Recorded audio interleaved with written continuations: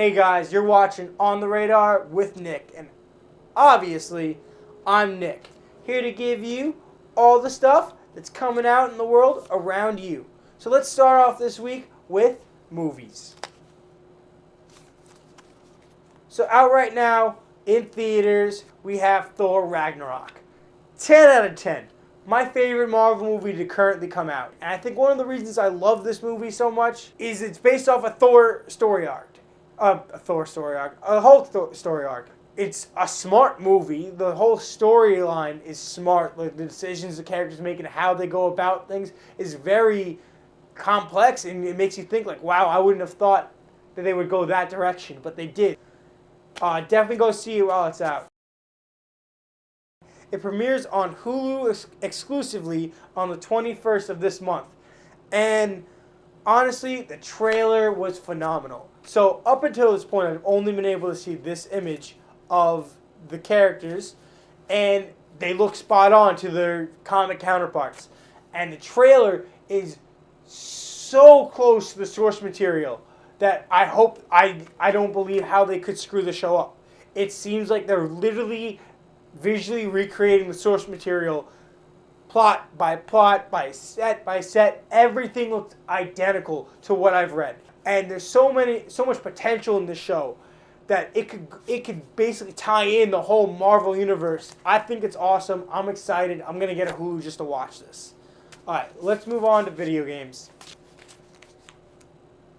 So it's not often I talk about video games on here, but Mario Odyssey recently released. It's now out for the Nintendo Switch. I bought it. I waited a couple days to pick it up, and I'm sad I did that, because this is probably one of my favorite games to come out in the last 3 years. It's amazing. This game is so good. It's so creative. It's so much fun. It takes a boring, washed out idea of a Mario platformer and just adds a bunch of gimmicks, a bunch of story, and just makes it so much fun again. It's so good. I love it. I give it a 9 out of 10 only because it is the same basic format as all Mario games. The story goes from this to that, basically, but the gimmicks and the way it flows and the way it brings out the functionality of the Switch is incredible. Alright, let's move on to music. Alright, so we have Effervescent with Synthesis, Taylor Swift with Reputation, and Yung Lean with Stranger. We also have a new segment, No Doubt Radio Pick of the Week.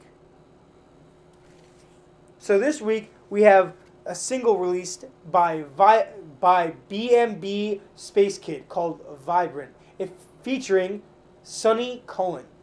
So this St. Petersburg producer recently released his album in June titled Funkella 1.1.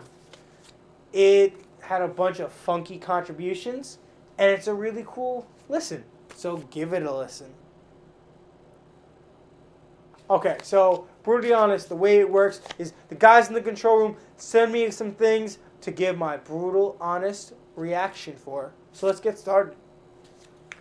Okay, the first one we got original Planet of the Apes series versus the new trilogy. If you don't know, Planet of the Apes, the original, has 5 movies in it.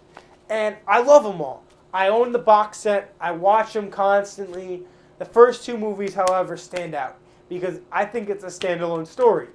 They go in a what-if storyline on the last 3, which is interesting. It's well done. It's great. But I really like the new trilogy because it kind of ignores that the last 3 movies ever happened, the remake ever happened, and basically gives you a prequel lead up to the first 2 movies. And I really like that. I don't like the time jump, let's go back and make our leader that creates us kind of idea, which was way too complex, especially for the time period it came out. And to this day, if you watch it, it's really confusing. And honestly, the second movie kind of ends it for you, and they're just like, what if they survive?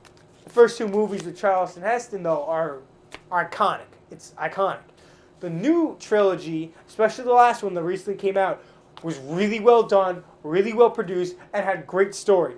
There were some issues where you're like, what's really going on? But after the last movie, it really connected everything, brought everything in, and really leads in and ties into the original movie. And I thought that was awesome. I gotta go with the original series only because the first two movies are so iconic, and I don't know what I would do without them. All right, next. Okay, Nightmare on Elm Street versus Friday the 13th. We're not including Freddy vs. Jason, which is a great movie. It's these two guys going at it, teaming up, doing their thing. We're focusing on their standalone series. So, Friday the 13th, I love it. I love Jason Voorhees. I love his personality, which is almost non-existent. He just beats the heck out of everything and kills everyone, no matter what.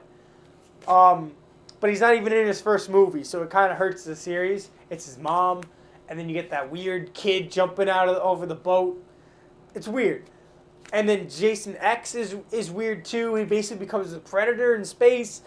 But it's a great series. I suggest watching it to anyone. Nightmare on Elm Street, though, is a really interesting series. Even the remakes. Freddy Krueger has a huge personality. He's funny, he's evil, he's manipulative, he's crazy.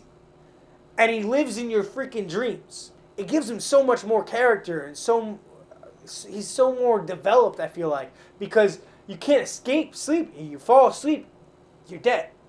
The other guys are chasing you. You got to get away from them. You can't get away from Freddy. So you have to come up with a way to kill him somehow. And I think it's really interesting the way each movie takes him and develops him. Especially New Nightmare.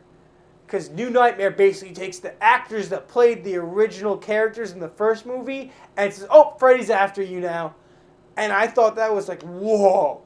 So, as much as I love both of them, I gotta go with Nightmare on Elm Street because it's made me be way more afraid than either of them. So, that's all I got right now. That was On the Radar with Nick. So, tune in every Wednesday on Glovesville on What in the World to catch more of what's coming out around you. And stay tuned because coming up we have the Globe of Giving. NYIT's first ever game show where the rules are super simple. Tune in, pay attention, and be the first one to tweet in the answer for your chance to win stuff every week. See you until next week, guys.